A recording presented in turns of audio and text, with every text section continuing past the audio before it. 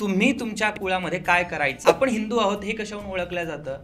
आपल्या आचरणावरून. महाराष्ट्राच्या बाहेर देखील अनेक असे शक्तीचे स्थान आहेत. ते DNA मध्ये असलेले ते संस्कार तिथे ऍक्टिव्ह होतात. तुम्हाला तुमच्या कुळातलं जी काही तुम्हाला ऊर्जा भेटली पाहिजे ती आपल्याला भेटते. ओके, पण मग ग्रामदैवत आणि कुळदैवत याच्यात काय फरक असतो बरं?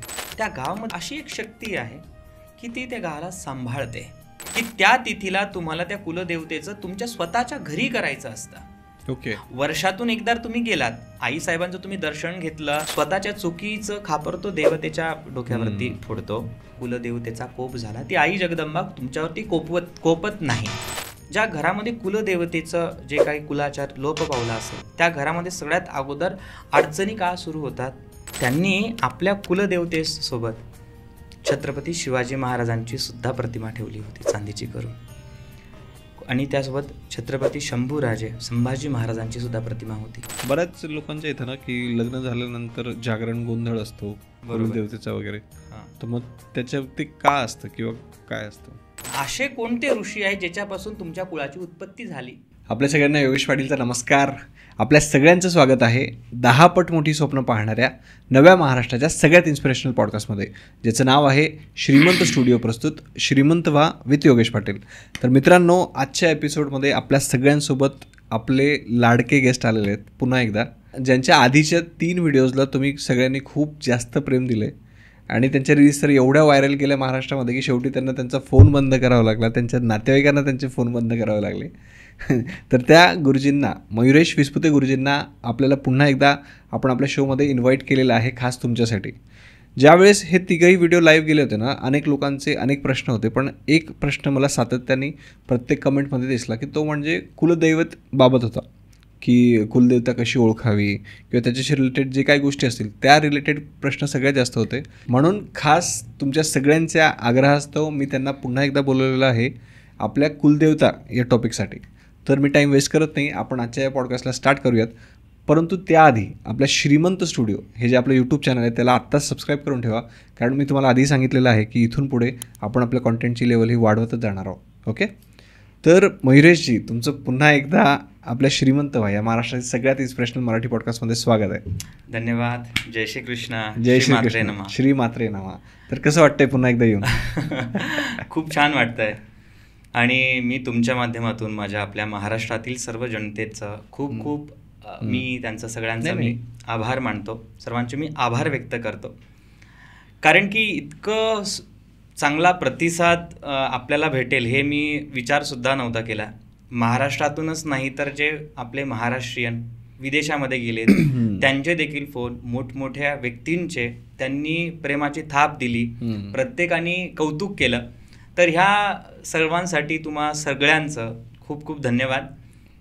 येस, तर आजचा जो आपण टॉपिक आहे त्याला स्टार्ट करूयात, कारण लोक त्याच्यासाठी खास पॉडकास्ट बघतायत. नक्की. येस, तर सगळ्यात आधी मला सांगा की कुलदेवता किंवा कुलदैवत म्हणजे काय असतं एक्झॅक्टली? बरोबर. बघा, पतंजली योगसूत्र किंवा पतंजली दर्शन अनेक जर कधी आपण ग्रंथ वाचला तर त्यामध्ये असं सांगितलं गेलेलं आहे की माणसाचा जो जन्म होतो हा जन्म होण्यामागे काहीतरी कारणं आहेत, आणि त्याच्या पूर्वजन्माच्या संस्कारातून त्याला भोग मिळणार, त्याला रोग मिळणार, आणि त्याला कोणत्या समाजात त्याने जन्म घ्यावा हे त्याच्या पूर्वकर्मानुसारच त्याच्या आयुष्यामध्ये ह्या घटना घडत असतात. तर कुल म्हणजे काय, तर सरळ आपल्या भाषामध्ये समूह, आणि ह्या समूहामध्ये राहत असताना त्या समूहाला प्रोटेक्ट करणारी एक कोणती तरी शक्ती की जी त्या समूहाला प्रोटेक्ट करेल, त्यांना संरक्षण प्रदान करून त्यांच्या आयुष्यात ज्या काही अडचणी आहेत, आध्यात्मिक असू देत, भौतिक असू देत, सगळ्यांसाठी जी शक्ती काम करते त्याला कुलदेवता म्हणतात. ओके, आणि कुलदैवत काय असतं मग? आपण अगोदरच्या व्हिडिओमध्ये सुद्धा सांगितलं की शिव आणि शक्ती म्हणजे स्त्री आणि पुरुष हे 2 तत्व आहे. तसं समूहामध्ये आपण आपल्या घरामध्ये राहत असतो, घरामध्ये जसं आई आहे तसे वडील आहेत, तसं आपण ज्या समाजामध्ये आहोत, ज्या कुळामध्ये आपला जन्म झालेला आहे, ह्या कुळाला प्रोटेक्शन देणारं, ह्या कुळाला सांभाळणारं वडील म्हणजे आपले कुलदैवत जे पुरुषवाचक आहे, आणि जे कुलदेवी म्हणजे हे स्त्रीवाचक आहे, म्हणजे आई स्वरूप आहे. त्यालाच आपण कुलदेवी आणि कुलदैवत असं म्हणतो. ओके, पण मग हे कशावरून ठेवतं की कुणाची दैवत असेल किंवा कुणाची कुळदेवी असेल, हे या सगळ्या गोष्टी कशावरून ठरतात? नक्कीच. पण त्या अगोदर मी नेहमी सांगतो की हे जे ज्ञान आहे हे माझं नाही आहे, माझ्या आतापर्यंत आयुष्यात आलेल्या सगळ्या गुरु लोकांचं आहे, सगळ्या गुरुजनांचं आहे, ज्येष्ठ श्रेष्ठ साधकांचं आहे. म्हणून सर्वात अगोदर आपली चर्चा सत्र सुरू करण्या अगोदर त्या जगदंबेचं नामस्मरण करून आपण सुरू करूया. शंकरं शंकराचार्यं केशवं बादरायणं सूत्रभाष्यं कृतं वन्दे भगवन्तो पुनः पुनः. या देवी सर्वभूतेषु मातृरूपेण संस्थिता नमस्तस्यै नमस्तस्यै नमस्तस्यै नमो नमः. श्रीमात्रे नमः. श्रीमात्रे नमः. बघा, मी अगोदर सांगितलं की कुळ म्हणजे काय, तर आपला समूह आहे. आणि ज्यावेळी तुम्ही एखाद्या कुळामध्ये तुम्ही जन्म घेतला तर प्रत्येक कुळामध्ये एक अशी व्यक्ती असते किंवा त्या सर्व समाजाचं, त्या परिवाराची लेखाजोखा त्या व्यक्तीकडे असतो. भाट त्याला आपल्या ग्रामीण भाषेमध्ये त्याला भाट म्हणतात. संस्कृतमध्ये त्याला कुलपुरोहित किंवा कुलगुरू सांगितलेलं आहे. जसं अकाउंट सांभाळणारे आपल्याकडे जसे असतात त्याच पद्धतीनं एखाद्याच्या समाजाचा लेखाजोखा, त्यांची वंशावळ कुठे आहे, त्यांचं रूट काय आहे, कुठून ते आलेत, ह्या सगळ्या गोष्टी त्यांच्याकडे नोंद असतात. आणि आपण ज्या कुळामध्ये जन्म घेतलेला आहे या कुळातले मुख्य एक कोणीतरी पुरुष असेल. उदाहरणार्थ आम्ही सुवर्णकार समाजामध्ये येतो. आमच्या याच्यामध्ये मूळ पुरुष हे नारायणदेव नामक व्यक्ती होत्या. आणि ज्यावेळी त्यांनी कौंडिन्य ऋषींच्या त्या आश्रमात गेले त्यावेळी कौंडिन्य ऋषींनी स्वतःचं त्यांना समर्पण त्यांचं स्वीकारलं की तुझ्यापासून जो होणारा जो काही कुल आहे त्याचं संरक्षण आम्ही करणार आहोत. आणि अशा वेळी त्या ऋषींनी एखाद्या शक्तीचं अनुष्ठान केलं आणि जे ऋषी मुनींनी ज्या शक्तीचं आवाहन केलं त्या शक्तीला तशी साथ घातली की आम्ही तर ह्या कुळाचं संरक्षण करणार आहोत, तसं तुम्ही सुद्धा आईप्रमाणे ह्या कुळाला तुम्ही संरक्षित करा. आणि तिथून ती परंपरा चालत येऊन त्या भाटांकडे, त्या कुलगुरूंकडे सगळे नाव नोंदणी आपली असते. गोत्र आपलं काय आहे, आपण कोणता कुलधर्म केला पाहिजे हे त्यांच्याकडे असतं आणि त्यांच्यानुसारच आपल्याला माहिती होतं की आपली कुलदेवता काय आहे आणि आपण काय केलं गेलं पाहिजे. बघा, शब्द तिथे काय, कुलाचार, कुळाचा आचार. म्हणजे काय की तुम्ही तुमच्या कुळामध्ये काय करायचं, आचरण काय करायचं, तुम्ही काय करू नये, म्हणजे एक प्रकारची नियमबद्धता तुम्हाला दाखवून दिलेली आहे. आपण भारतीय आहोत, आपण सनातन हिंदू धर्मामध्ये आहोत, तर हे धर्मात आपण हिंदू आहोत हे कशावरून ओळखलं जातं, आपल्या आचरणावरून. आपण आपली शिखा असणार, आपण कुंकू लावणार, आपली विशिष्ट शरीररचना आहे, आपल्या देवतेला आपण मानतो. म्हणजे आपल्या आचरणातून आपल्या धर्माचं स्पष्टीकरण होत असतं. त्याचनुसार तुम्ही अशा कुळाला रिप्रेझेंट करता, त्याचे धर्म काय आहे, तुम्हाला काय केलं गेलं पाहिजे, यालाच आपण कुळधर्म म्हणतो, यालाच आपण कुलाचार म्हणत असतो. आणि हे त्या भाट लोकांथ्रू, जे आपले कुलपुरोहित आहे त्यांच्या थ्रू आपल्याला त्याची माहिती भेटत असते की तुमची कुलदेवी काय आहे, तुम्ही काय केलं गेलं पाहिजे, तुमच्या परिवारामध्ये तुमच्या पूर्वजांनी काय केलेलं आहे यांची सर्व माहिती ते कुलपुरोहित आपल्याला देत असतात. आणि हे सगळं जसं कालानुरूप जसं बदलत जातं आहे, पण ते स्वरूप कधी बदलत नाही. ते नियम पाळणं म्हणजे कुलाचार आहे आणि त्यालाच आपण कुलधर्म म्हणतो. ओके. आणि अशा किती प्रकारच्या असतात, म्हणजे कुलदेवी किंवा कुलदैवत किती प्रकारचे असतात? बघा, महाराष्ट्रामध्ये 3.5 शक्तिपीठं आहेत, पण महाराष्ट्राच्या बाहेर देखील अनेक असे शक्तीचे स्थानं आहेत. जर आपण वैज्ञानिक भाषेमध्ये समजून घेण्याचा आता प्रयत्न करू सगळ्यात अगोदर की कुलदेवतेचं स्थान का सांगितलेलं आहे. प्रत्येकजण सगळ्या गोष्टी म्हणजे मानेलच असं नाही आहे, पण मी एक व्यावहारिक उदाहरण देतो की एखाद्या व्यक्तीचं शेत आहे, ठीक आहे, एखादी शेतकरी, आपल्या महाराष्ट्र हा कृषीप्रधान, भारत ही कृषीप्रधान देश आहे, तर एका वडिलोपार्जित शेत एखाद्या व्यक्तीचं असतं आणि त्याच्या शेतामध्ये एखादी झाड असेल, पिंपळाचं म्हणा, आंब्याचं झाडं असू देत, तर त्या व्यक्तीचे वडील त्या झाडाखाली रोज म्हणजे शेतामध्ये काम करणार आणि तो व्यक्ती त्या झाडाखाली बसत असतील आणि तो व्यक्ती आपल्या वडिलांना सतत बघत राहणार की नाही माझे वडील ह्या झाडाखाली बसत. कालांतराने वडिलांच्या ते जे आजोबा असतील त्यांचं काही देहांत होईल, पण तरी देखील त्या माणसाच्या स्मरणामध्ये ते राहील की माझे वडील इथे जात होते, इथे बसत होते. आणि जेव्हा त्यांचा नातू पण त्यांना बघेल त्यावेळी सुद्धा तो व्यक्ती सांगेल की नाही आपले बाबा इथे बसायचे बरं.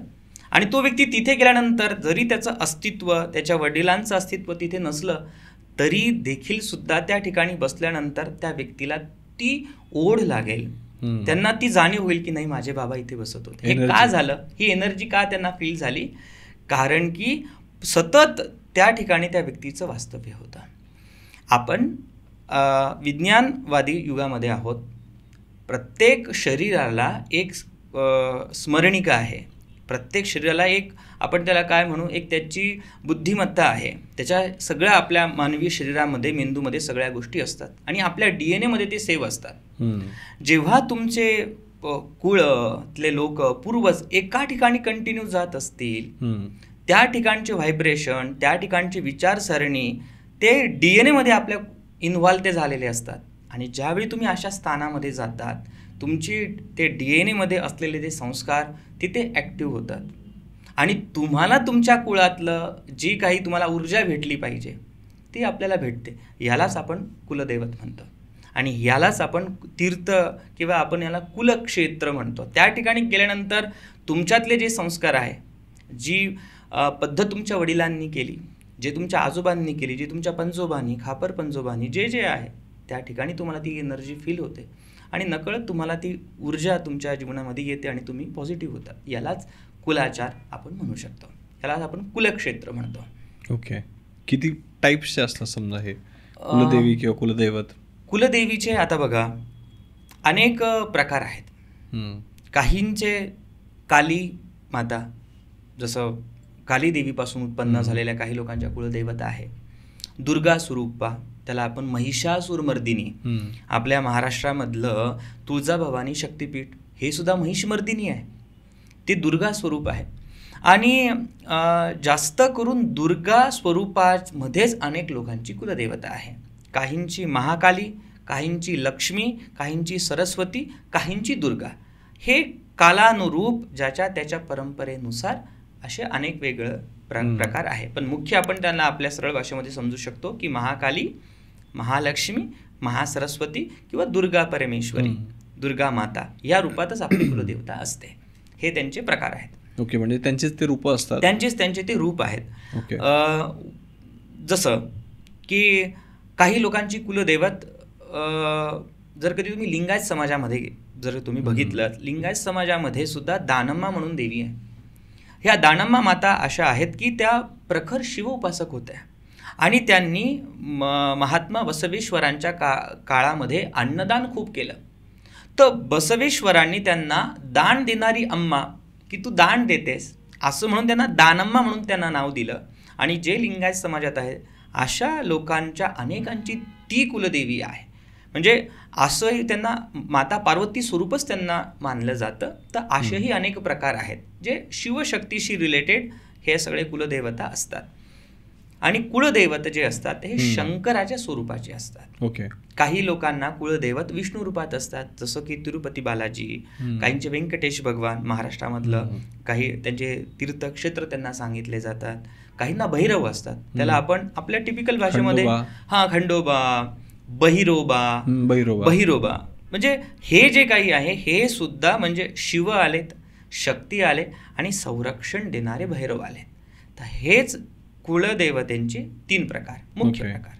ते बहिरोबाबद्दल सांगा ना थोडंसं मला, कारण आमच्या इथे इथे मंदिर आहे, तिथं यात्रा वगैरे असते, पण त्याच्या मागे काय हिस्ट्री आहे? शक्ती, जसं मी अगोदर सुद्धा सांगितलं होतं की देव ह्या शब्दाचा किंवा देवता या शब्दाचा अर्थ असा होतो की आपल्या सरळ भाषेमध्ये की एखाद्या शक्तीचं केंद्र, ठीक आहे.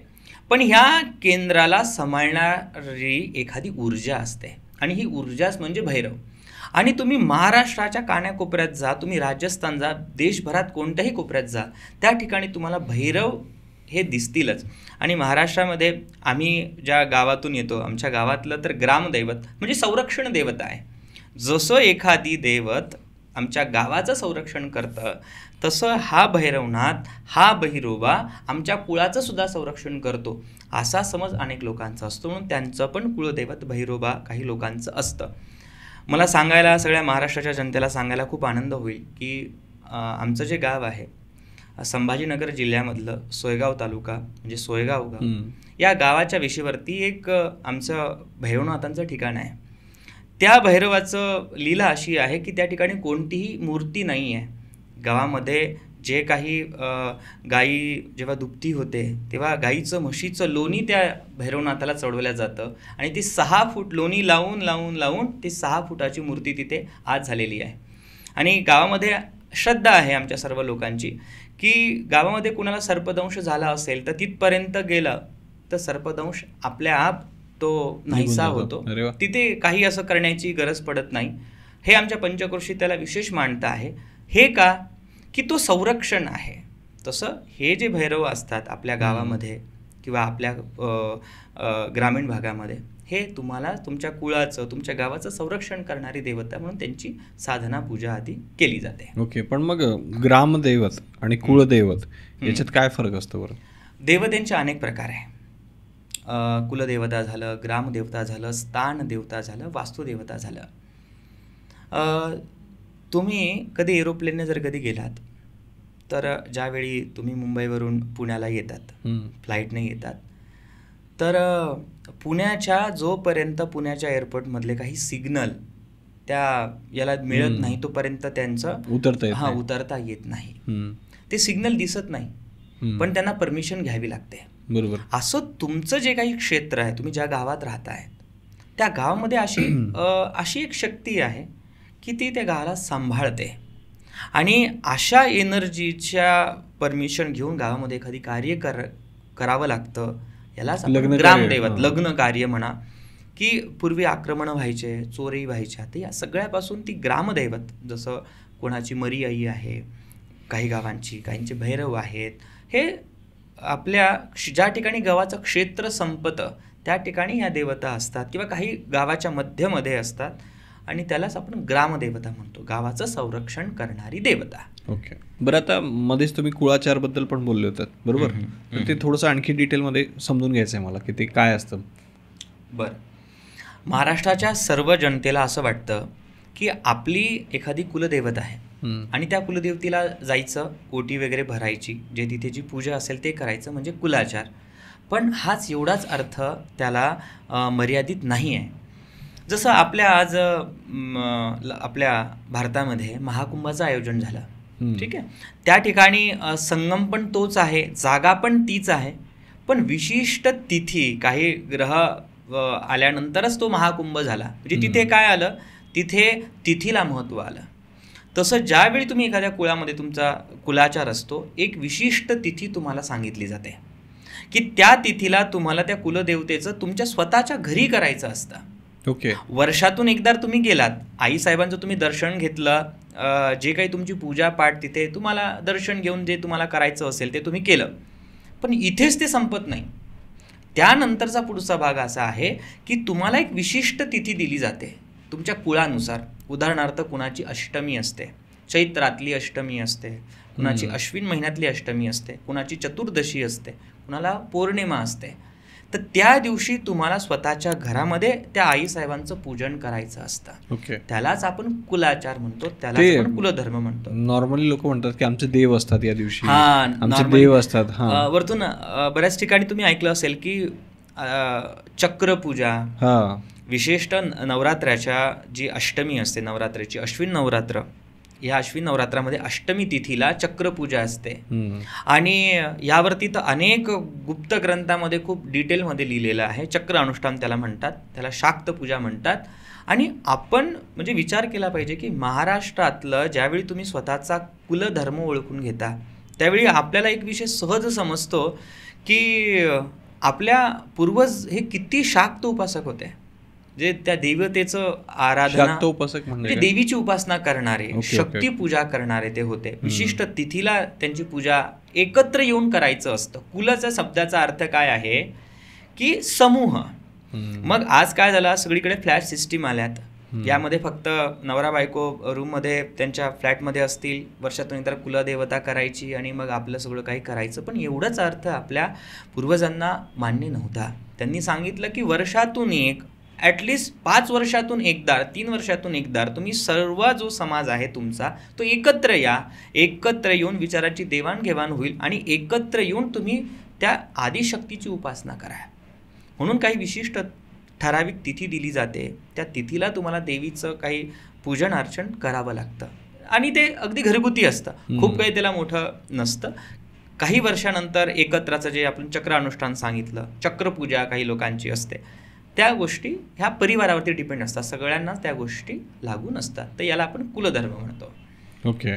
पण चक्रपूजा थोडीशी अवघड असते, त्याच्यात अडकलं की अडकलं असं काही नाही. असं नाही आहे. बघा, माणसाला जोपर्यंत फायदा होत असतो तोपर्यंत तो एखादी गोष्ट चांगलीच म्हणतो. पण ज्यावेळी स्वतःच्या चुकीचं खापर तो देवतेच्या डोक्यावरती फोडतो. मी तुम्हाला सांगितलं की बरेच लोक म्हणतात की कुलदेवता बांधल्या गेली किंवा कुलदेवतेचा कोप झाला. ती आई जगदंबा तुमच्यावरती कोपत नाही. कुलदेवता ही अशी आहे जसं आपल्या शरीरामध्ये अँटीबॉडीज म्हणतो आपण, रोग प्रतिकार शक्ती. ठीक आहे. तर तुम्ही कुलदेवतेला तुम्ही तिथे ज्यावेळी तुम्ही जातात, कुलदेवतेला ज्यावेळी तुम्ही जातात त्यावेळी तुमच्यातली ती शक्ती जागृत होते, प्रतिकार करणारी. तर ह्या ठिकाणी ज्यावेळी तुम्ही ते कुलाचार किंवा तुमचा कुलधर्म ज्यावेळी तुमचा लोप पावतो त्यावेळी तुमच्यावरती हे ग्रहबाधा, हे तंत्रमंत्राचे प्रयोग, पित्र बाधा हे तुम्हाला जास्त हार्मफुल ठरते. का? कारण की तुमची संरक्षण करणारी शक्तीचं ते कवच तिथे भेदल्या गेलं, त्या ठिकाणी तो त्रास तुम्हाला झाला. म्हणून ते करण्यासाठी आपल्याला कुलधर्म सांगितलेला आहे. एखाद्या व्यक्तीला व्हिटॅमिन डीची डेफिशियन्सी झाली तर तो म्हणेल का नाही माझ्यावरती सूर्य कोपला. सूर्याला त्याचा काही फायदा नफा नाही आहे. आपण सूर्यापर्यंत पोचलो नाही म्हणून आपल्याला ती डेफिशियन्सी आपल्या शरीरामध्ये झाली. पण जेव्हा तुम्ही त्या सूर्याशी कनेक्ट होता, जेव्हा ते तुमच्या बॉडीमध्ये त्या गोष्टी येतात तेव्हा तुम्हाला त्याचा फरक भेटतो. असाच आपला कुलधर्म, कुलाचार आणि कुलदेवतेचा मान सन्मान आहे.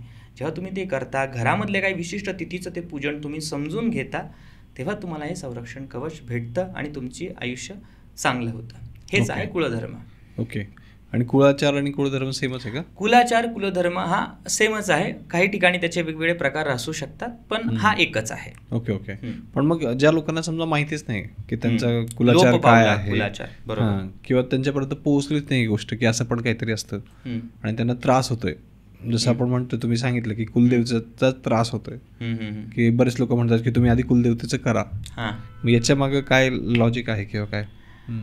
मी तुम्हाला अगोदर सांगितलं की ती आपली संरक्षण शक्ती आहे. आणि मोस्ट ऑफ जितकेही लोकांना मी माझ्या जीवनामध्ये भेटलो, पाहिलं, तेव्हा एक गोष्ट समजली की कुलदैवत ज्या लोकांचा कुलधर्म कुलाचार चांगला करत असतील त्यांना अशा अडचणी येत नाहीत. ज्या घरामध्ये कुलदेवतेचं जे काही कुलाचार लोप पावला असेल त्या घरामध्ये सगळ्यात अगोदर अडचणी का सुरू होतात? कारण की तिथे त्यांना प्रोटेक्शन देणारी शक्तीच नाही आहे. ठीक आहे. मग अशा वेळी काय काय होतं? सगळ्यात अगोदर तुम्हाला व्यापारात हानी होणार. कुलदेवतेची गरज केव्हा आहे? ज्यावेळी तुम्ही त्या कुळामध्ये जन्म घेतला, संततीच्या वेळी. एखाद्याला संतती होत नाही, बरेच अशा माता भगिनी आमच्यापर्यंत येतात तेव्हा समजतं की त्यांना संतती नाही होते. हा काय प्रकार आहे? हा प्रकार म्हणजे त्या कुलदेवतेची जे तुम्हाला प्रोटेक्शन पाहिजे ते तुम्हाला नाही भेटलं. वरतून आपण म्हणतो की काही मानसिक बाधा लागतात, मंत्र तंत्राचे इफेक्ट होतात. ते कशामुळे होतं? ते कुलदेवतेचा रोष. अनेक स्त्रिया म्हणजे एकतर त्यांच्या जीवनामध्ये अशा घटना घडतात की त्यांना आजार पण लागणार किंवा स्त्रियांना सुख तो भेटू देणार नाही किंवा त्या स्त्रियांमुळे घरातल्या कर्त्या पुरुषाला सुद्धा ते सुख भेटू शकत नाही. मग ते मानसिक असेल किंवा अन्य कोणतंही. हे प्रमुख लक्षण आहे की तुमची कुलदेवतेची एनर्जी तिथे खराब आहे. कारण की म्हणून या देवी सर्वभूतेषु शक्तिरूपेण संस्थिता. तर हे प्रत्येक स्त्री ही शक्तीचं स्वरूप आहे आणि त्या स्त्रीने त्या शक्तीला भजलं नाही, तिच्यापर्यंत गेलं नाही तर स्त्रीला सगळ्यात अगोदर त्रास होतो. आणि तेव्हा ह्या घटना दिसून येतात. मुलींचे लग्न नाही होत, मुलांचे लग्न नाही होत, संतती नाही होत, संतती असले तरी टिकत नाही, पैसा तुमचा त्याच्यामध्ये लॉस होतो, तुम्हाला नोकरीतून तुम्हाला ज्या काही अडचणी आहेत ह्या होतात. त्याला अन्य कारणं राहतात पत्रिकेतले दोष असतील, पित्रांचे प्रॉब्लेम असतील, पण हे तुमच्यावरती हावी का ठरलं? तुम्ही स्वतःचा धर्म विसरलात. कुलधर्म, तुमच्या कुळाचा धर्म ना, तो तुम्ही विसरलात, म्हणून तुम्हाला ह्या गोष्टीचा त्रास होतो. हे त्याचं मुख्य लक्षण. घरातील स्त्रियांना ज्याही मानसिक पीडा असतील, शारीरिक पीडा असेल, तर त्यांनी समजायचं की आपला कुठेतरी आपलं चुकतं आहे. तेच म्हणजे आपला कुलाचार व्यवस्थित समजून घेऊन ते करणं, हेच याच्यावरती योग्य उत्तर आहे. आता तुम्ही सांगितलं की समजून घेऊन ते करणं, बरोबर. म्हणजे नेमकं काय करणं? हां, बघा, सगळ्यात अगोदर मी तुम्हाला एक उदाहरण देतो जो माझ्या आयुष्यात घडला. 8 वर्षापूर्वी आम्ही आमची जी कुलदेवता आहे भगवती आईसाहेब माहूरगडची रेणुका, तर आम्ही तिथे जायचो. आईचा व्यवस्थित कुलाचार करायचो, घरामध्ये व्यवस्थित त्यांचं जे काही पूजापाठ वगैरे असायचो ते आम्ही करायचो. पण ज्यावेळी आमच्या घरातील कोणा व्यक्तीला काही प्रॉब्लेम यायचा, तर जेव्हा मी त्यांचे रेकॉर्ड्स बघायचो, जेव्हा त्यांचा ही अडचण काय येते आहे हे जेव्हा मी शोध घेण्याचा प्रयत्न करायचो, त्यावेळी मला उत्तर मिळायचं की कुलदोष. पण मुख्य प्रश्न तर आमच्या घरामध्ये सगळ्या गोष्टी व्यवस्थित होत होत्या. पण मग मला तेच प्रश्न पडायचा की मी हे उत्तर काय येत आहे? आम्ही तर सगळं कुलदेवता आम्हाला माहिती आहे, आम्हाला सगळ्या गोष्टी माहिती आहे. तर मी 2 वर्ष त्याच्यामागे प्रचंड लागलो आणि 6 वर्षा अगोदर मला त्याचा असा पत्ता मिळाला की आमचे जे कुलगुरू आहे त्यांच्याशी आमचा संबंध आला. त्यांच्याशी मी व्यवस्थित त्यांना भेटलो, त्यांच्याकडून मी माहिती घेतली. तेव्हा कळलं की आमचा ज्या तिथीला आमचा कुलाचार असतो, ज्या तिथीला आम्ही देवीचं पूजन केलं गेलं पाहिजे ते आम्हाला माहितीच नाही. आम्ही दुसऱ्याच गोष्टी करत होतो. आणि ज्या दिवशी आम्ही ते समजून घेतलं, त्याच्यासाठी व्यवस्थित आम्हाला त्यांनी मार्गदर्शन दिलं, आम्ही त्या गोष्टी केल्या, तर माझी आध्यात्मिकही प्रगती झाली आणि आमच्या परिवाराला पण एक वेगळं सामर्थ्य मिळालं आणि प्रत्येक गोष्टी कुळामध्ये त्या गोष्टी समजत गेल्या. तर हे केव्हा झालं? जेव्हा आम्ही त्याचा शोध घेतला. आज बरेच लोक आपल्याला बोलतात, कमेंट करतात की तुम्ही काहीतरी उपाय सांगा. माझं सगळ्यांना सांगणं आहे की नक्कीच आपण यावरती उपाय करू शकतो, पण आपण पण काहीतरी त्यासाठी प्रयत्न केला पाहिजे. आपण आपला शोध घेतला पाहिजे. जे आपले नातेवाईक आहेत त्यांना विचारलं पाहिजे की आपले कुलगुरू कुठे आहेत, आपली तिथी काही आहे का, कोणत्या तिथीला केलं गेलं पाहिजे. अनेक लोक असे भेटलेत मला या 8 वर्षामध्ये की ते म्हणतात की जेव्हा त्यांना विचारतो की तुमची कुलदेवता कोण, ते म्हणतात आम्हाला कुलदेवता माहिती नाही. काही लोक असे भेटलेत की ते सांगतात की आम्ही लग्नाच्या वेळी कुलदेवीला गेलो होतो आणि मुलं त्यांचे 25 वर्षाचे झाले तोपर्यंत त्यांनी कुलदेवीचं केलं नाही. तर ह्या गोष्टी का की तुम्ही स्वतः त्या गोष्टीची माहिती घेतली नाही. म्हणून सगळ्यात अगोदर मी सगळ्यांना विनंती करेन की थोडेसे कष्ट तुम्ही करा, थोडं माहिती घेण्याचा प्रयत्न करा. देवीला स्मरून की आपल्याला शोधायचं आहे, शोधा म्हणजे सापडेल. म्हणून सगळ्यात अगोदर तर तुम्ही ते शोधलं पाहिजे, समजून घेतलं पाहिजे आणि मग त्यानुसार आपलं अनुकरण केलं पाहिजे. आणि ज्या लोकांना या सगळ्या गोष्टी की नाही आम्हाला कुलधर्म आम्ही सर्व प्रयत्न करून थकलो, आम्हाला त्याच्यामध्ये काहीच भेटलं नाही, तर मी नक्की सांगेल की वर्षातल्या काही तिथी जसं की चैत्र पौर्णिमा, अष्टमी किंवा नवमी, अश्विन महिन्यातली नवरात्रातली अष्टमी किंवा नवरात्रामधली नवमी आणि श्रावण पौर्णिमा, या दिवशी ॲटलिस्ट तुम्ही त्या पौर्णिमेला तुमच्या घरामध्ये काय जे तुम्ही करू शकतात, पुरण जे काही तुमचं जो पहिल्यापासून जो देवीला मान आहे ते तुम्ही तुमच्या घरामध्ये स्वतःच्या आपल्या हाताने करून आईसाहेबांना तुम्ही नैवेद्य दाखवला पाहिजे, आरती केली पाहिजे आणि त्या देवीला शरण जाऊन की आम्हाला आमचा कुलाचार माहिती व्हावा, यासाठी तू मला मार्गदर्शन दे, आम्हाला तू रस्ता दाखव. एवढं जरी केलं तरी तुम्हाला बरंच त्याचा इफेक्ट भेटतो. वरतून पूर्वी अशी पद्धत होती की उदाहरणार्थ तुळजापूर संभाजीनगरवरून तुळजापूरला जर कधी जायचं असेल तर बरंच अंतर आहे. आपल्या अहिल्यानगरवरून तुळजापूरला जायचं असेल तर बरंच अंतर आहे.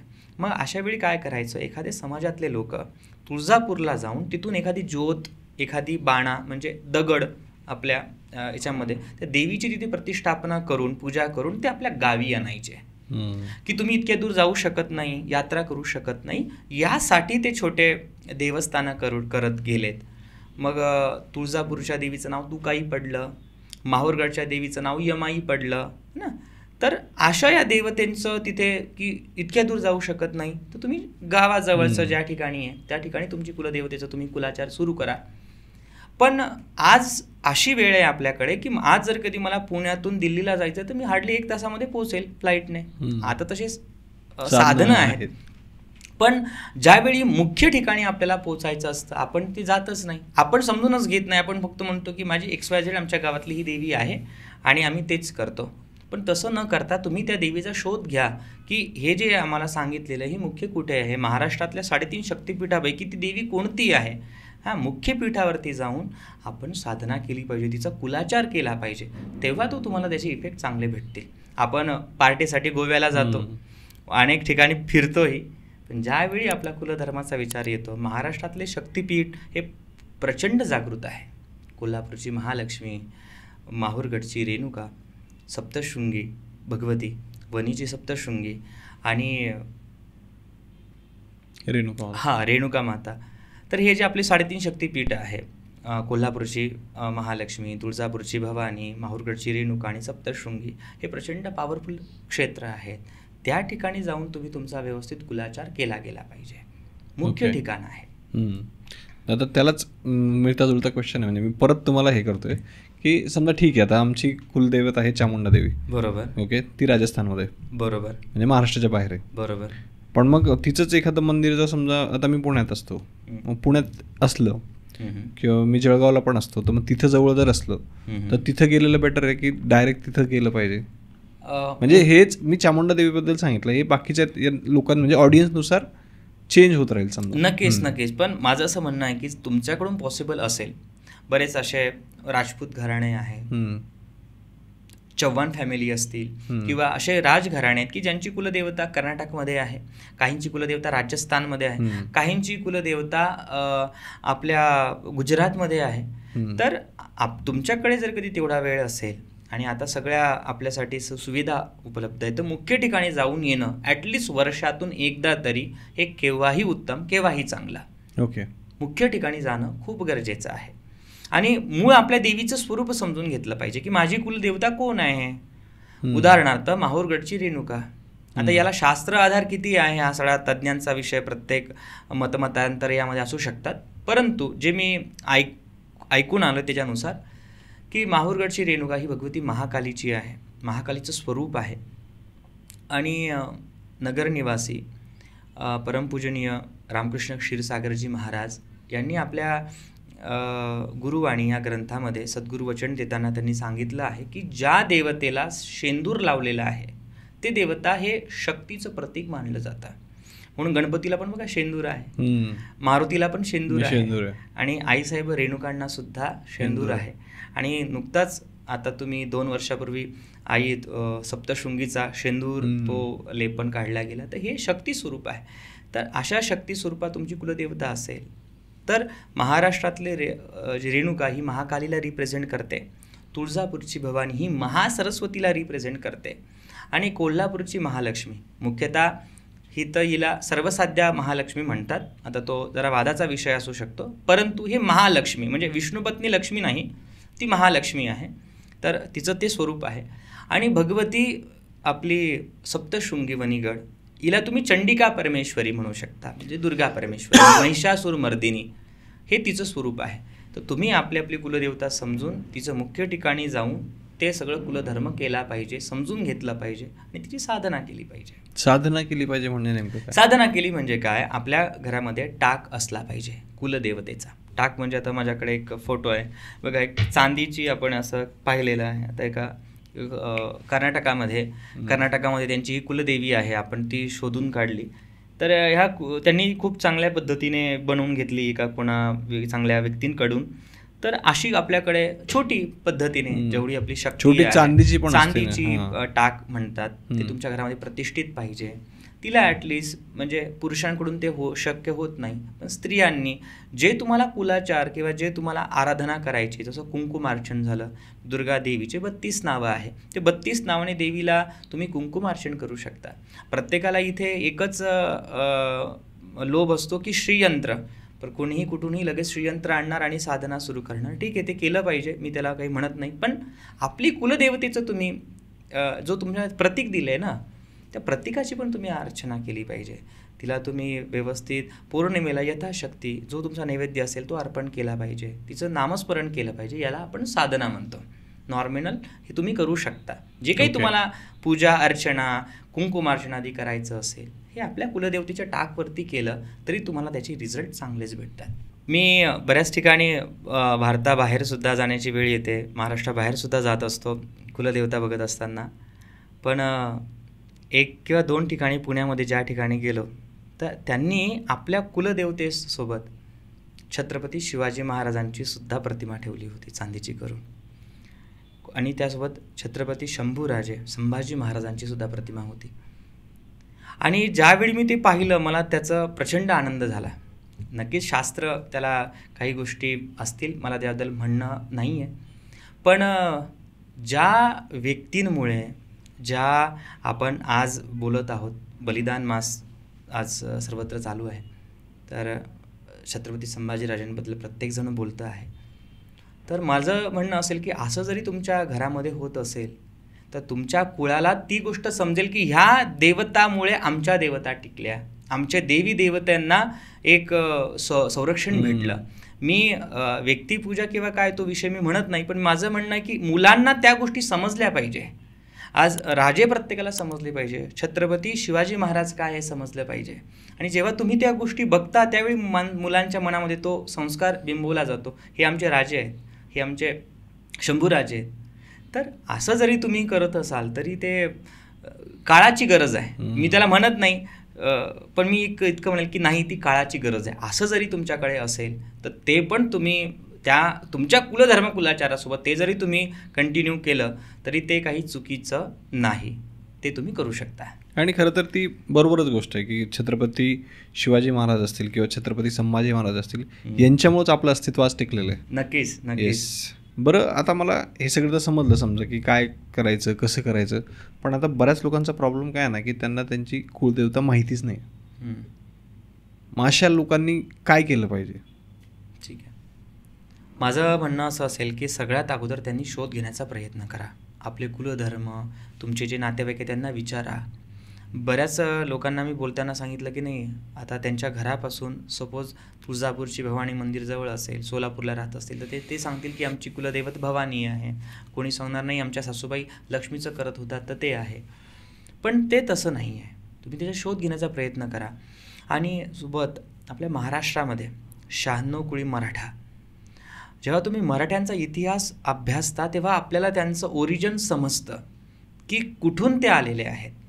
मराठा समाजामध्ये सुद्धा देवक प्रकार असतो. प्रत्येकाला आपलं देवक माहिती असलं पाहिजे, तुमचं कुळातले काय परंपरा आहे. आणि आज नेटवरती बऱ्याच गोष्टी अवेलेबल आहे, पण सर्व करूनसुद्धा जर कधी तुम्हाला कोणताच तपास लागला नाही तर त्यावेळी एक करू शकता तुम्ही, तुमच्या देवघरामध्ये नित्य एक छोटीशी चांदीचं निरांजन, त्या निरांजना तुम्ही ज्योत पेटवायची संध्याकाळी, आणि त्या ज्योतीलाच तुम्ही हळदी कुंकू नॉमिनल त्याला अर्चन करून त्या ज्योतीलाच प्रार्थना करायची की आईसाहेब आमच्या कुळापर्यंत आम्हाला पोहोचवा.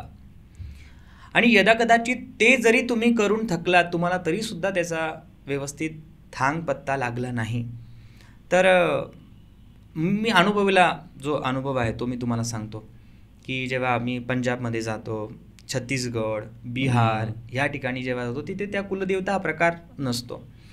मग त्यांना खूप शोध 1 वर्ष शोधण्याचा प्रयत्न आम्हाला करावा लागतो, तरीसुद्धा त्यांची कुलदेवता सापडत नाही. मग आम्ही त्यांना सांगतो की तुम्ही कोणत्या पण म्हणजे जे दुर्गा देवीचं जे अष्टभुजा असेल किंवा 4 हाताची महिषमर्दिनी असेल ते स्वरूप तुम्ही चांदीचं घडवा, आणि त्या ठिकाणी जे चांदीचं जे काही तुम्ही प्रतिमा घडवली त्याच्या खाली तुम्ही एक नॉमिनल मंत्र लिहून घ्या.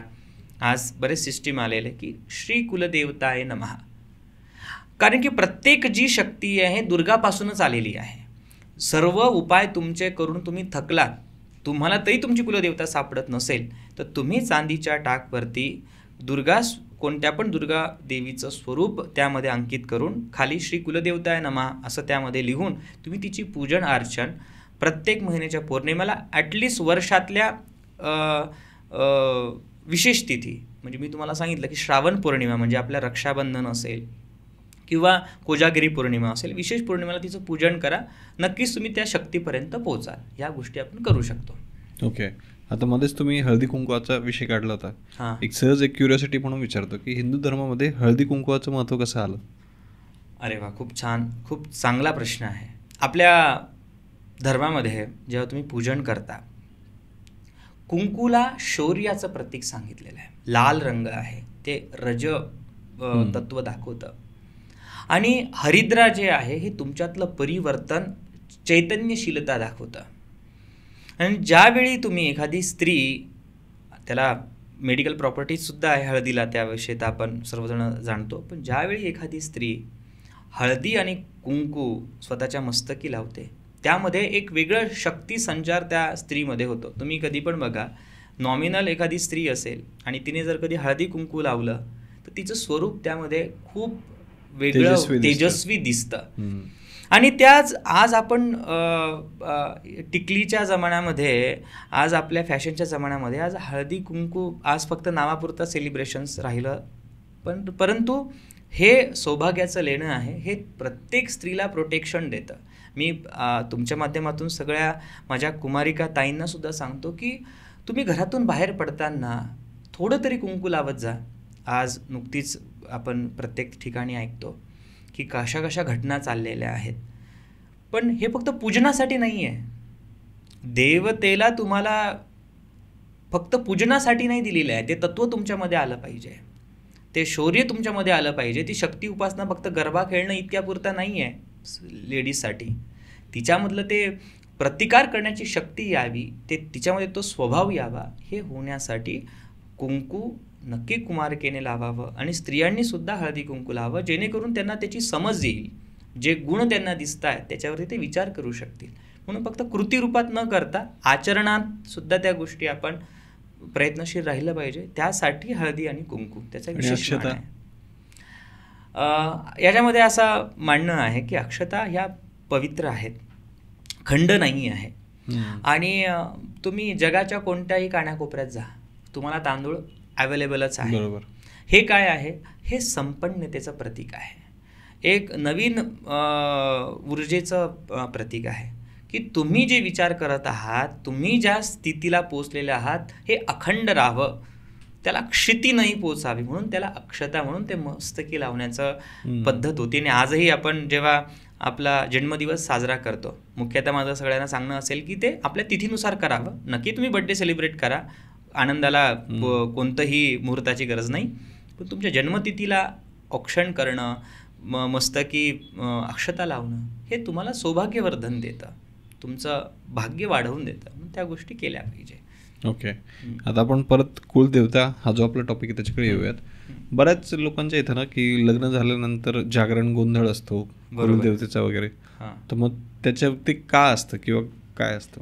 जीवनाच्या टप्प्यामध्ये काही टप्पे असे असतात की त्या ठिकाणी तुम्हाला त्या आदिपराशक्तीचं, त्या शिवाचं स्मरण करणं गरजेचं असतं. उदाहरणार्थ, लग्न ज्यावेळी घडतं तेव्हा दुसऱ्या कुळातून ती स्त्री या घरामध्ये येते, तिचं वेगळं कुळ आहे पण ती आपल्या कुळामध्ये येते. हे कशामुळे शक्य झालं? त्या आईसाहेबांच्या कृपेमुळे. जे आपले कुळदैवत असेल, खंडोबा असतील, बहिरोबा असतील, ज्योतिबा असतील, जे आपल्या कुळानुसार त्यांच्या कृपेमुळे झालं. आणि ज्यावेळी तुम्ही हे जागरण करता, जागरण काय आहे? शिवाला रिप्रेझेंट. आताच महाशिवरात्री झाली, आपण त्या दिवशी जागरण करतो. हे कशासाठी? की तुम्ही तुमच्या शरीराला चॅलेंज करता की आम्ही झोपेवरती सुद्धा आमचं कंट्रोल आहे, आमच्या विचारांवरती आमचं कंट्रोल आहे. हेच जागरण आहे की तुम्ही तुमच्या आयुष्यामध्ये जागरूक राहिलं पाहिजे, हे समजण्यासाठी जागरण आणि गोंधळ आहे. आणि जागरण गोंधळ तुमच्या कुळामध्ये जर कधी असेल तर तो केला पाहिजे. परंतु आता अशी बघा, महाराष्ट्राची ती लोकधारा आहे.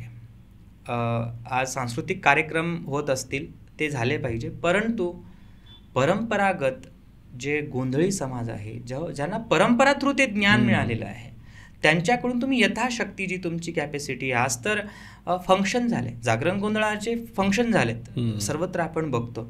नक्कीच ते केलं पाहिजे, सांस्कृतिक कार्यक्रम आपण केलेच पाहिजे, मी त्या गोष्टीला मनाई करत नाही. पण तुम्ही तुमचा कुलधर्म जर कधी करत असाल तर तो पारंपरिक पद्धतीने झाला पाहिजे. त्याला काही परिमाण दिलेले आहे. तुमचं ज्या व्यक्तीला त्याचा अधिकार आहे, ज्याला परंपरा थ्रू त्यांना ते ज्ञान मिळालं आहे, त्या व्यक्तींकडून तुम्ही पारंपरिक पद्धतीने करा. असं नाहीच आहे की तुम्ही लाखो कर्ज काढून तुम्ही मोठं जागरण गोंधळ केलं पाहिजे. नाही, ह्या गोष्टी तिथे एक्सेप्ट नाही आहे. तुमची जी यथाशक्ती, जे पारंपरिक लोक त्यांना बोलून तुम्ही यथाशक्ती त्या गोंधळ केला पाहिजे. खंडोबाला जेव्हा तुम्ही आपण जेजुरीला जातो, सोन्याची जेजुरी म्हणतो, तो मार्तंड भैरव, तो भगवान शिव. तर खंडेरायाच्या दरबारामध्ये सुद्धा वाघ्या मुरळी असतात. हे जातीवाचक ह्या गोष्टी नाही आहे. ज्यांनी एखाद्या परंपरेला आपलं आयुष्य दिलेलं आहे, त्या आयुष्य आज बोलतो आहे. हे का बोलतो आहे? कारण की ह्या शास्त्रासाठी कुठेतरी काही वर्ष आपले तिथे मार्गी लागले, तेव्हाच तो अधिकार त्या व्यक्तीला प्राप्त झाला. असं सुद्धा ज्यावेळी जागरण, गोंधळ जे परंपराने त्यांना मिळालेलं आहे, त्या वाघ्या मुरळींनी स्वतःचं आयुष्य दिलेलं आहे, त्यांच्या थ्रू तुम्ही व्यवस्थित ह्या गोष्टी नक्की केल्या पाहिजे. त्याच्याने तुमचा कुलदेवतेचं संरक्षण तुम्हाला मिळतं. यामध्ये कोणत्याही बलिप्रथा वगैरे हे आपल्या धर्मात नाही. ते काही ठिकाणी अपवाद असतील, बाकी ते आपल्या कुलानुसार सात्विक पद्धतीने पण तुम्ही करू शकता. आता यात पण एक थोडंसं कन्फ्युजन आहे की समजा काही लोकांचे ना आडनाव वेगळे असतात, बरोबर, आणि कुळ वेगळं असतं, बरोबर. जसं की समजा माझं आडनाव पाटील आहे आणि कुळ आमचं सोलंकी आहे, बरोबर. मग अशा टायमाला काय केलं पाहिजे कुलदेवतेचे रिलेटेड? तुमचं कुळ त्या गोष्टीला महत्त्वाचं असतं. तुमचं जे कुळ आला, ज्या कुळाचे तुम्ही आहात त्या कुळाशी रिलेटेड गोष्टीच तुम्ही केल्या पाहिजे. आडनाव तर पदवी लागते, जसं अनेक असे पाटीलकी एक पदवी आहे, बरोबर, ठीक आहे. तसं तुमच्या कामानुसार, तुमच्या ज्या पूर्वजांनी जे कामं केले त्यानुसार ती पदवी दिलेली. तर तुमचं ह्या ठिकाणी तुमचं रेफर जे काही करायचं ते तुमचं नाव कुळालाच अनुसरून त्या गोष्टी केल्या गेल्या पाहिजे. ओके.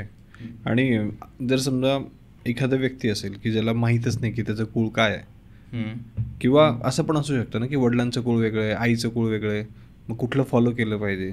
एकदम बेसिक प्रश्न विचारतोय मी, बरोबर. ते पण असतात लोकांचे, पण त्याच्यावरती काय?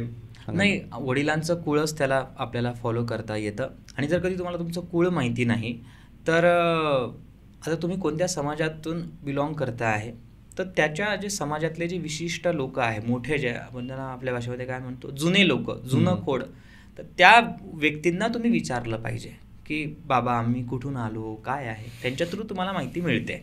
शक्यतोवर ह्या सगळ्या गोष्टी लिखित असतात आणि आपण त्या गोष्टी नाही केल्या म्हणून त्या लोप पावल्या आणि आपल्याला आता परत त्या उजागर करायच्या आहे. म्हणून शोध घ्या आणि तसं तुम्ही नक्की तुम्हाला सापडेल.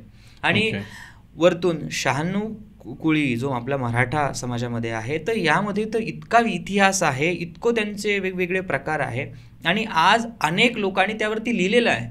मी जेव्हा सगळी माहिती घेतो त्यावेळी समजतं प्रत्येकाचे देवक वेगवेगळे आहे. काहींचं फुलावरून देवक आहे, कुणाचं पानावरून देवक आहे, त्यांची राजगादी, त्यांचं घराणं, ह्या सगळ्या गोष्टीचे संशोधन झालेले आहेत.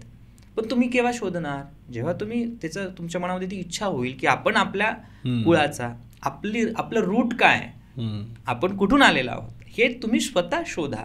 मग तुम्हाला त्या गोष्टी बरोबर सापडतील. आणि आज नेटवरती बऱ्याच गोष्टी तुम्हाला अवेलेबल आहेत, बऱ्याच ठिकाणी तुम्हाला तसे कॉन्टॅक्ट होतात, त्याच्या थ्रू तुम्हाला त्याची माहिती मिळते. ओके. ह्या गोष्टी तरी तुम्ही करू शकता. बरं, आता समजा ज्या लोकांची कुलदेवता महाराष्ट्राबाहेर आहे किंवा काहींची तर भारताही बाहेर असतो, तर मग तशा लोकांबद्दल काहीतरी सांगा ना की असे कुठली कुलदेवता आहे किंवा काय? सोमवंशीय समाज किंवा क्षत्रिय काही समाज, त्यांच्यामध्ये भगवती हिंगलाज माता जी बलुचिस्तानमध्ये आहे. आपण सगळ्यांना माहिती आहे की सती मातेचं 51 तुकडे झाले, ते अनेक ठिकाणी पडल्या गेले. तसं बलुचिस्तान जे आताच त्या ठिकाणी देवी सती मातेचा मेंदूचा भाग पडलेला आहे, त्याला आपण सहस्रार चक्र म्हणतो. तर ही जी बलुचिस्तानला असलेली जी माता हिंगलाज देवी आहे, ही तर जे नाथ संप्रदाय आहे आपल्या महाराष्ट्रामध्ये किंवा भारतामध्ये, या नाथ संप्रदायाची ती मुख्य देवी मानली जाते, आई हिंगलाज माता. त्यामागची कथा अशी आहे की ज्यावेळी भगवान परशुरामांनी क्षत्रियाचा संहार करणं सुरू केला, त्यावेळी त्या क्षत्रियत्वाचं संरक्षण व्हावं यासाठी काही क्षत्रियांनी माता आदिपराशक्तीचं ध्यान केलं आणि मग तेव्हा त्यांना अभय देणारी ती हिंगलाज भवानी. आणि मला सांगायला खूप आश्चर्य वाटतं आणि आनंद पण होतो की जे लोक ज्यांचं सरनेम गोसावी आहे, काही आपण म्हणतो ना की खत्री आडनाव असतं, ते ऍक्च्युली सिंधी, तर ते सिंध प्रांतात असलेली ती जेही लोक आलेले आहेत आपल्याकडे, काही लोक शाह आहेत, काही लोक आर्य आहेत. ज्यावेळी आम्ही त्यांची कन्सल्ट केली त्यावेळी समजलं की त्यांची कुलदेवी ही हिंगलाज माता आहे. पण आता इतक्या दूर जाणार कसं? तर मुंबईमध्ये सुद्धा आई हिंगलाज मातेचं मंदिर आहे नाशिक जिल्ह्यामध्ये सुद्धा आई हिंगलाज मातेचं मंदिर आहे. तर त्यांची जी कोणती कुलदेवता असेल, आई हिंगलाज भवानी असेल, मी खत्री म्हटलं, ते ॲक्च्युअल तो शब्द खत्री नाही आहे, तो क्षत्रिय आहे. ओके. त्या क्षत्रियांना रक्षण देणारी ती माता हिंगलाज भवानी. त्याचं अजून महाराष्ट्रामध्ये पण अजून 2 ठिकाणी आहे आणि ते तुम्ही गुगल सर्च वगैरे केलं तर तुम्हाला त्यामध्ये व्यवस्थित माहिती भेटेल. परंतु आता एवढं सगळं आपलं पॉडकास्ट झालं, पण तरीही असे काही लोक असतील की ज्यांना या सगळ्या गोष्टींवरती विश्वास नसेल किंवा कुलदैवत असेल किंवा काय ते मानत नसतील, तर असा काही एक्सपिरियन्स आहे का तुमच्याकडे की ते तुम्ही शेअर करू शकता समजा अशा लोकांबद्दलचा? खूप असे अनुभव आहेत. आज नक्कीच मी कधीच म्हणत नाही की तुम्ही अंधश्रद्धा बाळगा. तुम्ही विज्ञानवादी राहून त्या गोष्टी समजून घेण्याचा प्रयत्न करा. एक्झॅक्ट ते काय आहे मी अगोदर सांगितलं की त्या एनर्जीचे ते पॉईंट आहे आणि हे आपल्याच धर्मात नाही. ठीक आहे, तुम्ही बौद्ध धर्मामध्ये जरी गेलात तरी तुम्ही बौद्ध गयाला गेला आहात का? बौद्ध गयाला जर कधी तुम्ही गेलात, त्या ठिकाणी ते चैतन्य जेव्हा तुम्ही अनुभवता, तुम्ही क्षणामध्ये तिथे शांत होता. आणि महाराष्ट्रामध्ये सुद्धा डॉक्टर बाबासाहेब आंबेडकरांनी बोधी वृक्षाचं एक वृक्ष संभाजीनगरमध्ये लावलं. त्या वृक्षामध्ये जरी तुम्ही बसला शेजारी तरी तुम्हाला ते चैतन्य आढळतं. जैन धर्मामध्ये सुद्धा पालिताना म्हणून एक क्षेत्र आहे, त्या ठिकाणी तुम्हाला अशा ऊर्जा अनुभवला येतात. तसे आपल्या धर्मामध्ये, आपल्या ह्या कुळामध्ये अशा एनर्जीज आहेत. माझ्याकडे एक अशी केस आली. ती व्यक्ती न्यायमूर्ती होती एका चांगल्या न्यायालयामध्ये आणि तुम्हाला माहिती आहे की त्यांना ह्या गोष्टीवरती बिलीव नसतो. पण त्यांच्या आयुष्यामध्ये अशी एक समस्या होती की ती सॉल्वच नव्हती होत. त्यांच्या स्वतःचे अनेक कोर्ट केसेस चालले, त्यांचे रिलेशन तिथे ब्रेक झाले आणि ते माझ्यापर्यंत आले आणि मी जेव्हा त्यांना सांगितलं नाही जेव्हा त्यांचं रेकॉर्ड्स बघितलं, जेव्हा त्यांची कन्सल्ट जेव्हा मला करण्याची वेळ आली, तेव्हा समजलं की त्यांची कुलदेवता चे प्रॉब्लेम आहे. मी त्यांना सांगितलं, पण त्यांनी क्लिअर सांगितलं माझा ह्या गोष्टीवरती भरोसा नाही, मी या गोष्टी मानत नाही आणि आमच्या संप्रदायामध्ये, आमच्या पंथामध्ये या गोष्टी अलाउ नाही, मी हे करू शकत नाही. त्यांना सगळ्या गोष्टी समजावून सांगितल्या आणि त्यांना एक सांगितलं की ठीक आहे, तुम्ही त्या गोष्टी नाही करत, ॲटलिस्ट तुमची जी कुलदेवतेचं जे आपलं क्षेत्र आहे त्या ठिकाणी तुम्ही एक जा. तुमचा जो जवळचा कोणी व्यक्ती असेल त्याच्या थ्रू तुम्ही ते करा. तुम्ही फक्त दुरून उभं राहून ते फक्त बघा, काहीच करू नका, कोणती पूजापाठ करू नका, कुठे काही करू नका, जस्ट तुम्ही ते बघा, तिथे जाऊन तर या. आणि ती व्यक्ती त्या देवीच्या स्थानापर्यंत पोहोचली आणि ज्यानंतर मी तिथून ते वापस आले, मी त्यांना विचारलं की तुम्हाला काय झालं. ते सांगितले की मी ज्यावेळी त्या मंदिरामध्ये मी एंट्री केली, मला त्यावेळी फक्त मला रडायला आलं. मला माहिती नाही की मी या गोष्टी नाही मानत, मला त्या गोष्टीवरती विश्वास नाही, पण मला तिथे रडायला आलं, मला तिथे भावनिक झालं आणि मी फक्त मनोमन त्यांना नमस्कार केला आणि मी तिथे निघून आलो. आणि सडनली काही दिवसानंतर ते जगदंबेची कृपा म्हणावा, त्यांची पॉझिटिव्हिटी म्हणावं, हा सगळा परमेश्वराला तो विषय माहिती, पण त्यांच्या आयुष्यातले ते जे काही रिलेशनशिपचे जे त्यांना मॅटर चालले होते ते तिथे क्षणात शांत झाले आणि त्यांनी त्या देवस्थानाला विशेष अनुदानसुद्धा प्राप्त करून दिलं. सोबत त्यांनी तो विवाह जो त्यांच्या जे अडचणी चालू होती, त्यांनी त्याच ठिकाणी ते जे समाजाचं जे आपलं देवस्थानाचं जे भाग असतो, कार्यालय असतं, जे सभामंडप असतं, त्या ठिकाणी त्यांनी विधिवत नॉर्मल पद्धतीने त्यांच्या जी नवीन पत्नी होती त्यांना स्वीकार करून तिथेच त्यांनी तो विधी केला. म्हणजे विधी केला म्हणजे फक्त माळा एकमेकांना घातल्या आणि त्यांनी त्यांच्या आयुष्याची सुरुवात केली.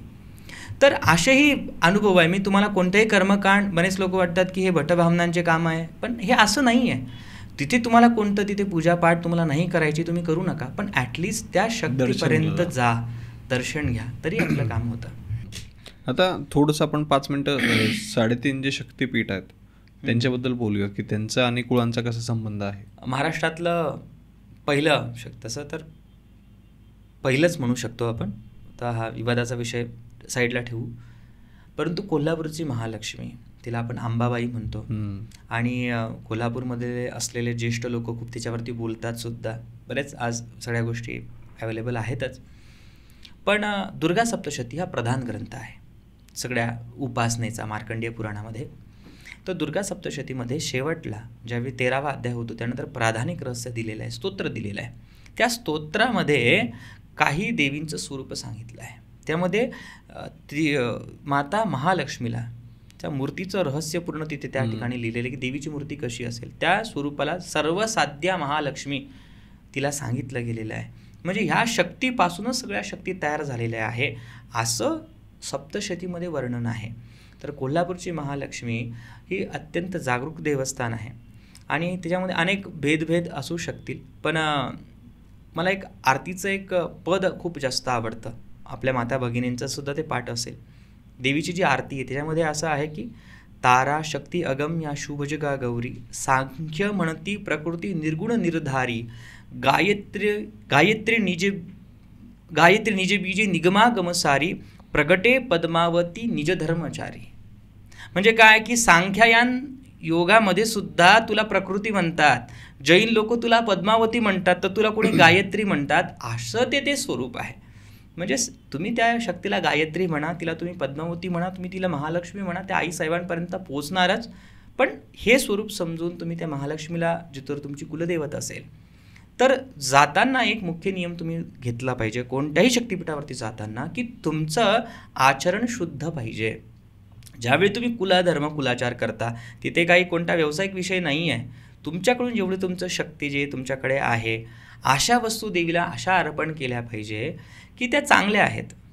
आपण ज्या गोष्टी, ज्या नोटा चालत नाही त्या पण आपण देवाला त्यास वाहतो, तर तसं नाही. एक गरीब व्यक्तीला किंवा आपण घरामध्ये सगळ्या साड्या वगैरे घेतो, तर एक चांगली साडी व्यवस्थित घेऊन तुमच्या यथाशक्तीत आईसाहेबांना ते अर्पण केलं गेलं पाहिजे.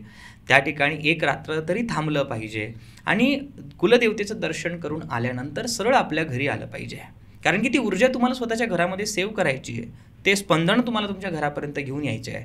आणि ते झाल्यानंतर तिथे काही आपल्याला कोणाला दक्षिणा नाही द्यायची आहे, परंतु जर कधी तुम्ही करू इच्छिता तर तुम्ही घरी आल्यानंतर तुम्ही 5 सुवासिनी जीव घालू शकता. स्त्रिया समस्ता सकला जगत्सू, दुर्गा सप्तशतीमधलं नाव आहे की प्रत्येक स्त्री हे तुझं रूप आहे.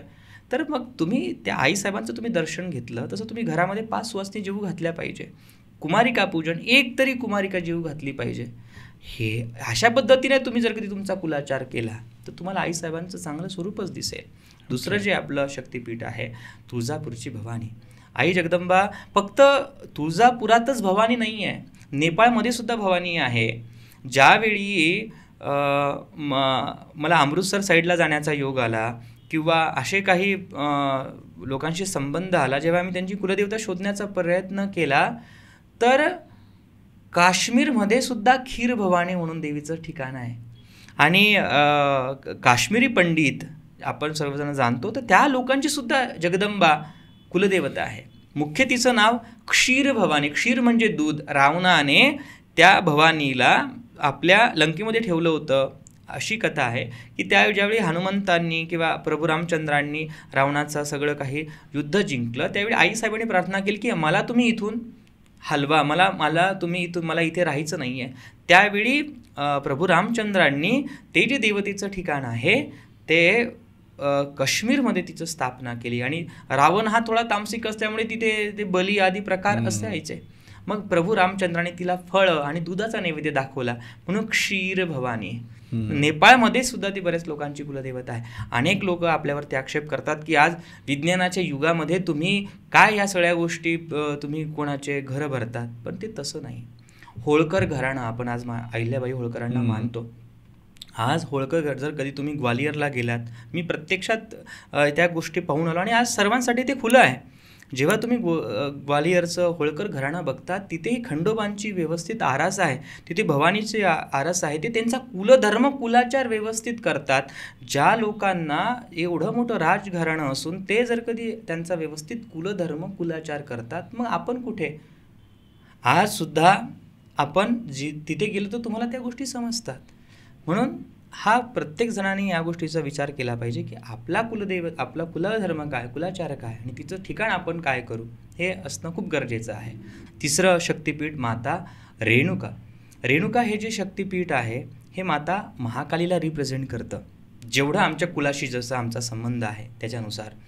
तर माता महाकालीचं दक्षिण कालिकेचं ठिकाण आहे, कलकत्त्याची काली, आणि तिचंच सूक्ष्म रूप माता रेणुका आहे. असं आमच्या कुळामध्ये अशा रूपात तिची पूजन केली जाते. तर माता महाकालीचं स्वरूप भगवती आई रेणुका आहे. तिचासुद्धा नियम आहे की तुम्हाला ज्यावेळी तुमच्या घरामध्ये एखादी संतती होते, तुम्हाला बाळ होतो, तर तिचं जे जाऊळ आहे हा पहिला मान तुमच्या कुलदेवताचा आहे. आज लहान मुलांना आम्ही बघतो काय, जे लोक म्हणतात की नाही आमचा ह्या गोष्टीवरती विश्वास नाही, पण ज्याचा जन्म झाला आहे त्या लेकरांना ICUमध्ये ज्यावेळी तुम्ही पाहतात त्यावेळी आपलं काळीज खूप जास्त आपल्याला त्याचा त्रास होतो. लहान लेकरं जन्मासाठी त्यांना जन्म घेऊन काही महिने झालेले असतात आणि त्या बिचाऱ्यांना त्याचा त्रास होतो. मग हे काय आहे? या ठिकाणी तुम्ही कोणतं गणित लावणार? तर मग अशा या सगळ्या त्रासापासून वाचण्यासाठी तुम्ही तुमच्या कुलदेवतेला साकडं घातलं पाहिजे. आणि जो जाऊळ आहे जन्मताच जे आपलं केस जो जातो हे आपलं ब्रह्मांडाचं प्रतीक आहे, म्हणून हे ब्रह्मांड कुठं जाणार तर त्या कुलदेवतेच्या चरणी अर्पण झालं पाहिजे. म्हणून जावळाचा अधिकार पहिला.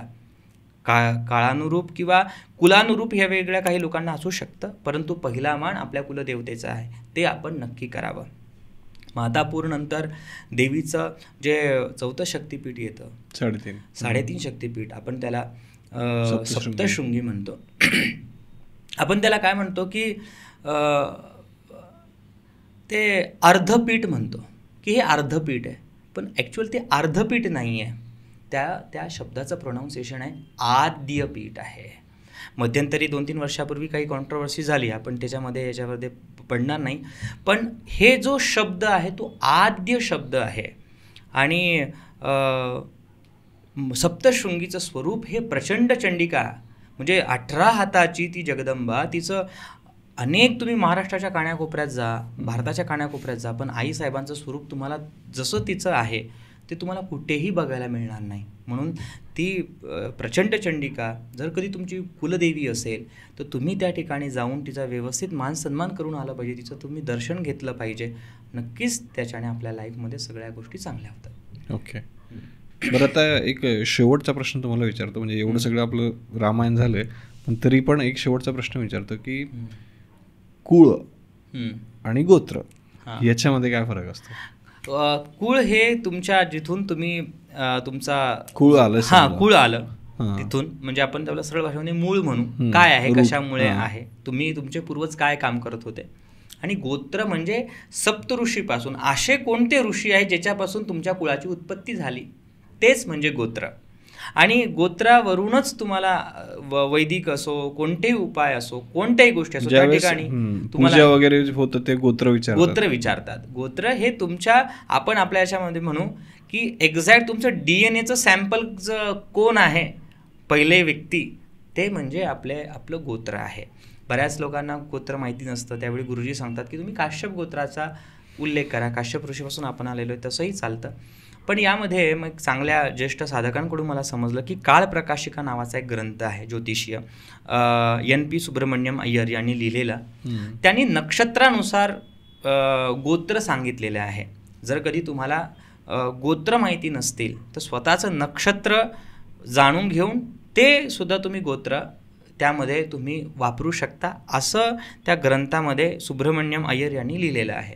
आता ज्यावेळी तो विषय होईल त्यावेळी आपण त्यावर्षी अजून डीपमध्ये बोलू, कारण की 28 नक्षत्र आहे, प्रत्येक ऋषींना 4 नक्षत्र दिलेले आहे, तर तुम्ही चांगल्या त्यावेळी आपण निवांत बोलू शकतो. पण एक असा पण मार्ग आहे आपल्या कुळाचा आणि गोत्राचा.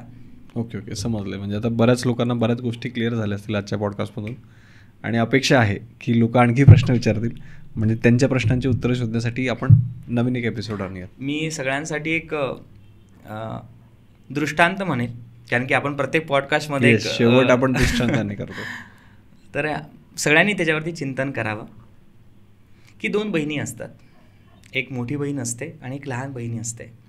पण मोठी बहीण म्हणजे आपण घरामध्ये जावा असं म्हणतो ना, तसा प्रकार असतो. आणि मोठ्या बहिणीच्या मुलाचं काहीतरी धार्मिक काम किंवा मुलाचं लग्न असतं, आणि त्यावेळी जी लहान बहीण आहे ती सगळं काही त्यामध्ये करते, मदत करते. पण ते करत असताना कामाच्या गडबडीमध्ये तिच्याकडून एक गोष्ट राहून जाते. ती गोष्ट म्हणजे की ही पण माझी जरी मोठी बहीण असली तरी नात्याने माझी जेठानी आहे. तिचं लग्न आपल्याकडे आपल्या खानदेशामध्ये पद्धत आहे की ज्यांच्याकडे लग्न असेल त्यांना काहीतरी साडी वगैरे द्यावी लागते. बरोबर, सगळं काही ती काम करते, लहान बहीण माझ्या मुलाचं लग्नासारखं म्हणून करते. पण ती राहून जातं ते. तेही गोष्ट राहून जाते. मग बहीण काय म्हणते, ठीक आहे तिने सगळं काही चांगलं केलं, पण मी तर जेठाणी होती ना, मला एक पीस तरी म्हणायला पाहिजे होतं. बरोबर. म्हणजे मी एक एक उदाहरण आहे. आणि ज्यावेळी तिच्या छोट्या बहिणीला हा विषय समजतो तेव्हा ती तिच्या घरी जाते आणि ती म्हणते की ताई चुकलं बरं माझं, कामाच्या व्यापामध्ये मी तुला थोडंसं, ही माझ्याकडून ही साडी आहे, हे तू घे. तर जो इतक्या वर्षाचा जो काही राग आहे किंवा इतक्या महिन्याचा, इतक्या दिवसाचा जो तिच्या मनामध्ये तो जी खदखद आहे ती कुठेतरी थांबते. तसं आपली जी कुलदेवता आहे, आपण अनेक सगळ्या देवी देवतांचं करत असतो, पण आईला जेव्हा तुम्ही तो मान देता, तो तुम्ही तिला साकडं घालता, तिच्यासमोर तुम्ही तो देता, तिला ती अनंतकोटी ब्रह्मांड नाही काय, तुमच्या 100 रुपयाच्या साडीने ती खुश होणारी नाही आहे, पण तुम्ही स्वतःचं दिवस तिथे तुमचं इंटेन्शन प्युअर ठेवून तुम्ही तुमचं अटेन्शन देवीला देता, तुम्ही तिथपर्यंत जाता, तिला बघता. हे बघणं म्हणजे खरा कुलाचार आहे. नाहीतर मग काय पैसे देऊन काही होऊ शकतं, मी त्या गोष्टीचं समर्थन करत नाही. पण हा विचार केला पाहिजे की नाही, ही आपली आई आहे आणि आपल्याला तिचा तो जो मान आहे हा दिलाच पाहिजे. आपल्याला मान लागतो, मग का नाही भगवतीला का नाही करू शकत. तर हे उदाहरण नक्की लक्षात ठेवलं पाहिजे. एका साध्या सरळ सोप्या उदाहरणाने तुम्ही सगळं काही गणित समजून सांगितलंय नेहमीसारखं. तर थँक्यू सो मच मयुरेशजी की तुम्ही पुन्हा एकदा इतक्या लांबून आपल्या पॉडकास्टसाठी आलात. आणि कसं ना की या पॉडकास्टचा अनेक लोकांना फायदा होईल, कारण मला तरी वाटत नाही की मराठीमध्ये असं काही कॉन्टेंट कोणी क्रिएट करत असेल आतापर्यंत. थँक्यू सो मच, तुमच्यामुळे अनेक लोकांचे प्रश्न सुटतील. नक्कीच, खूप धन्यवाद. तुम्हा सगळ्यांचे सुद्धा खूप खूप आभार. फक्त मी सगळ्या जनतेला एकच विनंती करतो की तुम्ही जेव्हा एखादी पॉडकास्ट बघता, एखादी रील बघता, तर त्याचं पूर्ण पॉडकास्ट तुम्ही बघितला पाहिजे, समजून घेतला पाहिजे. आज सगळ्या गोष्टी आपण करू शकतो, पण आज ह्या विषयावरती बोलतो आहोत, तर यामध्ये काहीतरी त्या व्यक्तीला अनुभव असेल, काहीतरी बोललं असेल, तर एकदा तुम्ही तो विषय पूर्ण समजून घ्या. तुम्ही अर्थाचा विपर्यास जर कधी करत असाल, शॉर्टमध्ये जेव्हा तुम्ही कधी रील बघता तेव्हा तुम्हाला त्या गोष्टी नाही समजू शकतील. म्हणून मी सगळ्यांना विनंती करतो की सर्वांनी पूर्ण गोष्टी समजून घ्या याला. आणि हे एक व्यावहारिक उदाहरण आपल्याला द्यावे लागतात की सर्वसामान्यांना ते समजले पाहिजे. म्हणून सगळ्यांनी पूर्ण व्हिडिओ व्यवस्थित समजून घ्या, बघा आणि त्याच्यानुसार आचरण करा. आज आपल्या पूजेबद्दल पण सांगणार आहात तुम्ही ना? नक्कीच. ॲक्च्युली असा विषय झाला की अनेक लोकांनी आमच्याशी संपर्क करण्याचा प्रयत्न केला, पण मला प्रत्येकाला वेळ देता येत नाही किंवा त्याचे काही परिमाण आपल्याकडून ठरवून दिलेले असतात. आपण एकाच वेळी सगळ्यांना अवेलेबल होत नाही.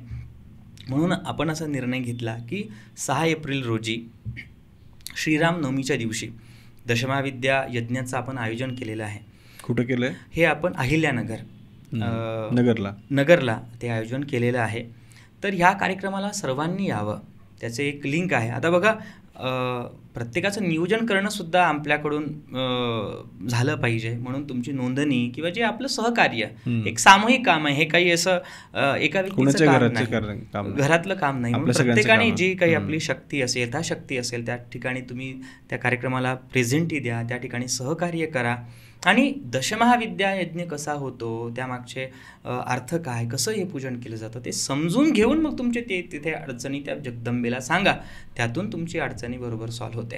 कारण की अनेक महाराष्ट्रातून सुद्धा काही लोक विदेशातून सुद्धा त्या कार्यक्रमाला अटेंड होणार आहे. आणि मुख्य हा जो काही कार्यक्रम आहे हा 12 दिवस चालणार आहे, पण ते आपण ओपन टू ऑल ठेवलेलं नाही. फक्त सगळ्यांच्या लोक आग्रहस्तव आपण हा कार्यक्रम सर्वांसाठी फक्त 6 एप्रिलला ठेवलेला आहे की तुम्ही तिथे येऊन दर्शन घेऊ शकता, समजून घेऊ शकता किंवा त्याच्यामध्ये पार्टिसिपेट तुम्ही करू शकता. आणि ज्यांना यज्ञात सहभागी व्हायचं त्यांनी आपण एक काम केलेलं आहे की आपण एक लिंक दिलेली आहे कमेंटमध्ये, त्या ग्रुपमध्ये जाऊन ते माहिती घेऊ शकता. आणि चालेल ना, आपण ती जी लिंक असेल व्हॉट्सअप ग्रुपची कशाची ते आपण कमेंटमध्ये आणि डिस्क्रिप्शनमध्ये ॲड करून टाकू, म्हणजे डायरेक्टली लोक जॉईन राहतील. नक्कीच नक्कीच नक्की. आणि मी स्वतः तर राहणारच आहे ते. नक्कीच मी सगळ्यांना विनंती करतो की नक्की या कार्यक्रमाला अटेंड राहा आणि यथाशक्ती चांगलं करण्याचा प्रयत्न आम्ही नक्कीच करू. फक्त तुमची साथ पाहिजे. येस, आणि नक्कीच साथ राहील आपल्या सगळ्या ऑडियन्सची, कारण आपली जी ऑडियन्स आहे ना ती खूप समजूतदार आहे. म्हणजे असं काही मी म्हणणार नाही काही, पण मग एक माणूस असं जमा करून आणलेला आहे आपण. नक्कीच. आणि तो जर अजूनही हा व्हिडिओ पाहतोय तर ऑब्व्हियसली त्याला माहिती आहे की त्याला आयुष्यात काहीतरी चांगलं करायचं आहे नक्कीच आणि तो नक्कीच या कार्यासाठी मदत करेल. नक्कीच. खूप खूप धन्यवाद. येस, तर थँक्यू सो मच मंडळी. जर तुम्ही अजूनही हा व्हिडिओ पाहतात म्हणजे ऑब्व्हियसली तुम्हाला हा व्हिडिओ आवडलेला आहे, म्हणून या व्हिडिओला आत्ताच लाईक करा आणि तुमच्या जवळचे जे काही नातेवाईक असतील, तुमच्या जवळचे लोक असतील, त्यांच्यापर्यंत हा व्हिडिओ पोहोचवा. कारण असा कॉन्टेंट तुम्हाला मराठीत काय तर हिंदीमध्ये सुद्धा कुठेही मिळणार नाही. म्हणून जर तुमच्या जवळच्या लोकांचा काही फायदा होत असेल तर त्यांच्यापर्यंत हा व्हिडिओ नक्की पोहोचवा. आणि सगळ्यात शेवटी आपल्या श्रीमंत स्टुडिओला सबस्क्राईब करा, कारण इथून पुढे आपण आपल्या कॉन्टेंटची लेवल वाढवतच नेणार आहोत. आणि तुमचे जे काही प्रश्न असतील, ज्या टॉपिकवर तुम्हाला पॉडकास्ट हवा असेल, जो कोणी गेस्ट तुम्हाला आपल्या चॅनलवरती पाहायचा असेल, त्याचं नाव आम्हाला कमेंट करून नक्की सांगा, म्हणजे आपण प्रयत्न करूयात पुढच्या वेळेस त्यांच्यासोबत पॉडकास्ट करण्याचा. तर थँक्यू सो मच एव्हरीवन. श्रीमंत स्टुडिओला आत्ताच सबस्क्राईब करा. थँक्यू.